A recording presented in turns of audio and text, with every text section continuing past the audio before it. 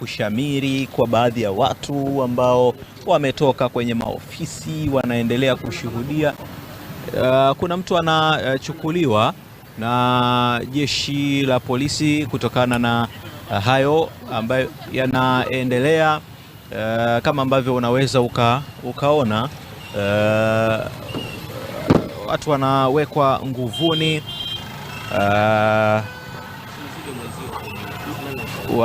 nguvuni, na vitu vingine kama hivyo, na unaweza ukaona ni mtu anawekwa nguvuni hapo na mamlaka hizo, katika namna ambayo unaweza